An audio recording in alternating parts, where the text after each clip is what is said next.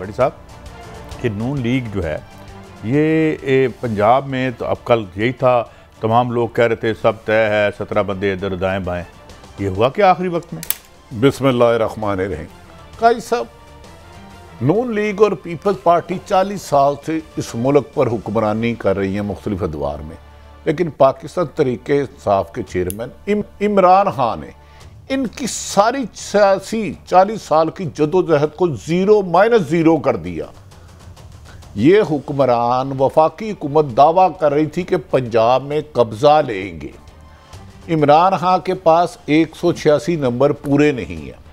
हमारी इतला के मुताबिक इमरान खान ने आखिरी 48 घंटों में हुकूमत की अरबों रुपए की ऑफर, दबाव, धमकी सबको ज़ीरो कर दिया और इस किस्म की स्ट्रेटेजी बनाई कि नून लीग, राना सनाउल्लाह साहब आज 7:30-8 बजे तक उन्हें पता ही नहीं था कि 185 बंदे पूरे हो चुके हैं।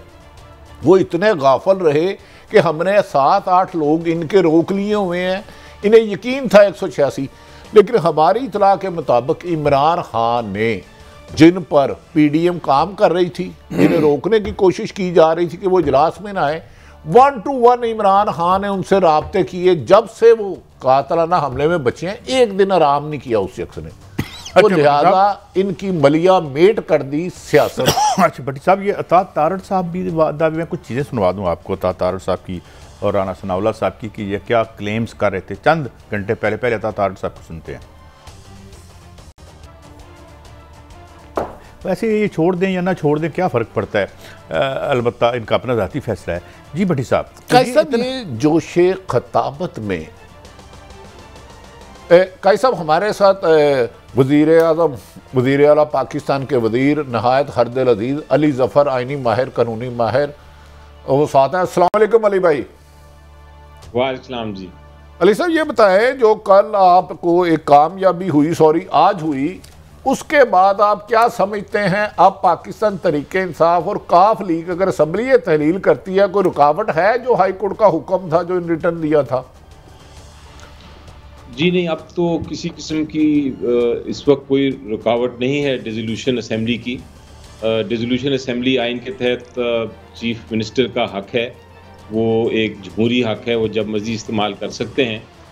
आइन में सिर्फ एक कदगन होती है अगर वोट ऑफ नो कॉन्फिडेंस हो, जो कि नहीं है इस वक्त। जहाँ तक हाई कोर्ट के फैसले का ताल्लुक है, उसने फैसला कर दिया हाई कोर्ट ने, और बिल्कुल वाज़े कर दिया कि जो गवर्नर का ऑर्डर था वो उसकी एक तरह से कामयाबी हो गई है। जो उसने कहा था कि वोट ऑफ कॉन्फिडेंस लें, वोट ऑफ कॉन्फिडेंस ले लिया है। जहाँ तक दूसरा ऑर्डर था रिमूवल का, वो कोर्ट ने कह दिया, जब कोर्ट करने लगा उसको कैंसिल, तो उसको आई थिंक गवर्नर साहब को रियलाइज़ हुआ कि उनसे गलती हो गई है, जो एक अच्छी बात है। उन्होंने रियलाइज़ किया कि गलती होगी, वो वापस ले लिया। और जो नोटिफिकेशन था डी नोटिफाई करने का चीफ सेक्रेटरी का, वो कलअदम करार दे दिया हाई कोर्ट ने। उसके बाद चूँकि अब वो डिस्पोज हो गया है, केस ख़त्म हो गया है, तो वो जो अंडरटेकिंग दी थी हुक्म इम्तनाई के लिए, जो इंटरम मेजर के लिए, वो भी ख़त्म हो गई। वो हेयरिंग तक की थी। तो अब इस वक्त किसी किस्म की कोई कदगन नहीं, किसी किस्म का कोई हर्डल नहीं है डिसोल्यूशन में। अच्छा अली साहब, एक रहनुमाई फरमाएं, जब ये केस लगा था तो आपका मौक़िफ़ था इसको मेरिट पे सुना जाए, और गवर्नर साहब जो डी नोटिफाई किया है उसकी अथॉरिटी नहीं रखते। आज इत्माद का वोट ले लिया आपने, वो यकीनन आपकी बहुत बड़ी कामयाबी है। क्या आप समझते हैं अगर वो केस चलता तो फैसला फिर इसी किस्म का ही आना था? ये जो गवर्नर साहब का डी नोटिफाई का था उससे भी सस्पेंड होना था? जी बिल्कुल। वो तो देखें आप, जिस दिन गवर्नर साहब ने ये ऑर्डर फरमाया था और एक तरह से हटा दिया था चीफ मिनिस्टर को और उनकी काबीना को, तो 16 घंटे के अंदर अंदर, क्योंकि पहली बहस मैंने की थी, 16 घंटे के अंदर अंदर अदालत ने शाम 6:30 बजे ऑर्डर फरमा के उसको सस्पेंड कर दिया था उस ऑर्डर को, क्योंकि उनको नज़र आ गया था कि ना कानून में ना आइन में कोई ऐसी गुंजाइश है कि गवर्नर सस्पेंड कर सके। और उसकी वजह बड़ी सिंपल थी, बड़ी लॉजिकल और मंतक के बेस पे थी, क्योंकि गवर्नर ने कहा कि आप सेशन कॉल करें वोट ऑफ कॉन्फिडेंस के लिए। स्पीकर ने कहा मैं सेशन नहीं कॉल करता, क्योंकि आपने जो वजूहात दी हैं वो मुझे जायज़ नहीं लगती, वो आईनी नहीं लगती। तो सेशन कॉल ही नहीं हुआ। जब सेशन कॉल ही नहीं हुआ तो स्पीकर साहब के पास इख्तियार था सेशन कॉल करने का, उन्होंने नहीं किया। चीफ मिनिस्टर साहब का हक नहीं है कि वो सेशन कॉल करें। चीफ मिनिस्टर सेशन कॉल होता तो जाके वोट ले लेते, लेकिन जब सेशन ही नहीं कॉल हुआ तो चीफ मिनिस्टर का कोई कसूर नहीं, लेकिन उनको कसूर ना होने के बावजूद गवर्नर साहब ने उनको डी नोटिफाई करवा दिया, उनको हटाई दिया और काबीना को भी हटा दिया। तो कोर्ट को समझ आ गई थी कि ये ऑर्डर है ये बिल्कुल गैर आईनी और गैर कानूनी है। और आज भी जो बहस हो रही थी, ऑब्जर्वेशन अदालत की बड़ी वाज़ेह थी कि वो इस ऑर्डर को भी सस्पेंड करने लगे हैं। लेकिन गवर्नर एक ओहदा होता है, मुझे बड़ा उसकी रिस्पेक्ट है, वो आईनी ओहदा है। तो अगर उन्होंने अपनी गलती का एहसास कर लिया और आके फ़ौरन उनके वकील ने कह दिया कि हम ये ऑर्डर ही विड्रॉ कर लेते हैं, ठीक हो गया। अच्छा, अली भाई आपकी चूंकि एक लीगल एक्सपर्ट होने के अलावा एक पॉलिटिकल एफिलिएशन भी है, और मैं आप एक पॉलिटिकल सवाल करना चाहता हूँ। राइट नाउ एक जूम मीटिंग हो रही है इमरान खान साहब की, और उसके फौरी बाद मीटिंग होनी है जनाब परवेज़ इलाही साहब से डिसोल्यूशन के हवाले से। इस हवाले से अगर को आप हमें एतमाद में लें। और दूसरी बात ये कि अगर ये डिसोल्यूशन हो जाती है तो ये इस तरह की सिचुएशन मेरी याद में वतन अजीज़ में पहले नहीं हुई, तो फिर क्या होगा? इन असम्बलियों के इलेक्शन पहले कराने पड़ेंगे, जनरल इलेक्शन बाद में होंगे, क्या सिनेरियो है मुमकिन, और कानून क्या कहता है?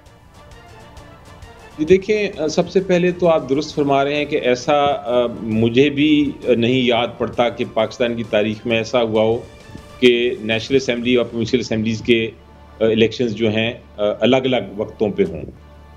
लेकिन हमारे जो हमसाया मुल्क है उसमें बहुत सारी तारीख ऐसी है और बहुत सारी ऐसे इंस्टेंसेस हैं जहाँ नेशनल असम्बली के उनके इलेक्शंस हो चुके हुए हैं, लेकिन मुख्तलिफ प्रोविंसेस में इलेक्शंस हो रहे हैं और वो एक होते रहते हैं, उनकी अपनी टर्म्स होती हैं। तो इसलिए ये कोई गैर आइनी बात नहीं है। आइन में इसकी गुंजाइश है, क्योंकि आइन में लिखा है कि अगर कोई भी चीफ मिनिस्टर अपनी असम्बली को डिसॉल्व करते हैं तो उसका इलेक्शन फिर जिस तरह नेशनल असम्बली की रेजोल्यूशन पे होता है, उसका भी इलेक्शन प्रोविंशियल असम्बली का भी होना पड़ता है।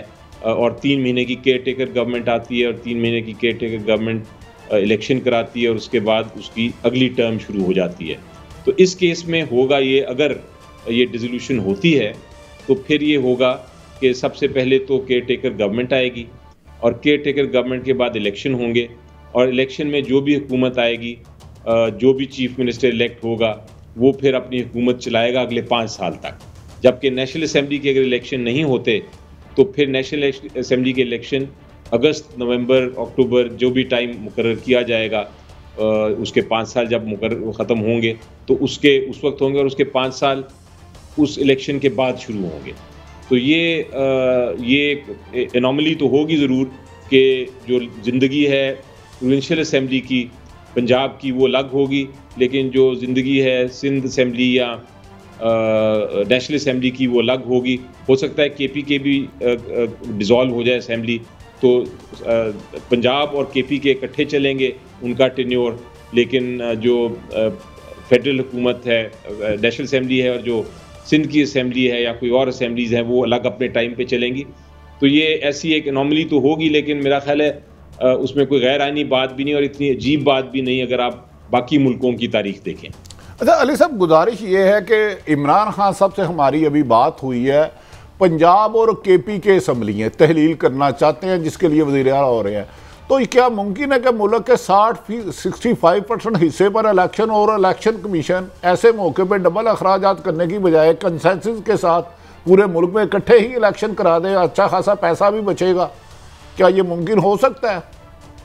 जी देखें, अक्ल तो यही कहती है, अक्ल तो यही कहती है कि अगर वाकई पंजाब और केपीके में इलेक्शन हो रहे हैं तो फिर जो फेडरल लेवल पे हुकूमत है वो भी फिर इस पे मजबूर हो जाए शायद सोचने पे कि हम भी इलेक्शन साथ ही करा दें ताकि एक साथ ही सारे ये इलेक्शंस हों। लेकिन बहरहाल उनको कोई मजबूर नहीं कर सकता आईनी तौर पे। अच्छा ये अली भाई ये बताइए कि मैं ये सोच रहा था रात को जब मैंने ये फैसला सुना और जो इनिशियल रिएक्शन आया मुस्लिम लीग नून का, और उनकी तारीख भी यही है हमारी सब की तारीख यही है। मैंने कहा ये तो नहीं मानेंगे, ये कोर्ट में कहेंगे जी गलत हुआ। तो ये जो बड़ी एक अग्रेशन था before polls and post poll, जो एक फौरी विड्रॉल थी, इससे लोग ज़रा कुछ थोड़े से हैरान हैं। आप कैसे देखते हैं इसे? ये देखें, मुझे चूंकि मैं इन्वॉल्व था कल, एक्चुअली तो जब हमने हाई कोर्ट में फ़ाइल किया था केस, तो हाई कोर्ट ने अपने ऑर्डर में ही कह दिया था कि हम सस्पेंड तो कर रहे हैं ये गवर्नर का जो ऑर्डर था कि आप वोट ऑफ कॉन्फिडेंस लें, हम इसको सस्पेंड तो कर रहे हैं, लेकिन आपको कोई रुकावट नहीं है। अगर आप चाहें तो आप ये चीज़ वोट ऑफ कॉन्फिडेंस ले सकते हैं किसी वक्त भी। तो इसकी तैयारी तो हो रही थी और उसके बाद फैसला किया गया। कल शाम तक फैसला हो चुका हुआ था फाइनल कि हमने आज ही वोट ऑफ कॉन्फिडेंस लेना है। और उससे पहले सुबह की जो कोर्ट की प्रोसीडिंग्स थी, उसमें भी अदालत ने बार बार ये कहा था कि आप वोट ऑफ कॉन्फिडेंस क्यों नहीं ले लेते, क्योंकि आपका इतना अच्छा केस है। तो मैंने अदालत में कहा था कि हमें प्रैक्टिकली वोट ऑफ कॉन्फिडेंस लेने में कोई हर्ज नहीं, हमारे पास वोट्स हैं और हम ले सकते हैं, लेकिन हम इन प्रिंसिपल कह रहे हैं कि ये जो रीज़न्स थे, जो वजूहात दी थी गवर्नर ने, वो गलत हैं। और गवर्नर ने एक तरह पॉलिटिकल फ़ैसला किया था, सियासी फ़ैसला किया था, क्योंकि वो एक सियासी जमात के अपॉइंटी हैं और उनको ये सूट नहीं करता, क्योंकि गवर्नर होने के बाद वो उनको इम्पार्शल हो जाना चाहिए था। तो हम उस पॉइंट पे बहस कर रहे थे, लेकिन हमने फिर फैसला किया शाम को कि हमने इसको वोट आज लेना ही लेना है। किस तरह वोट करना है उसका फैसला पहले से ही हो चुका था कि परवेज़ इलाही साहब को के फेवर में वोट ऑफ कॉन्फिडेंस लेके आना है।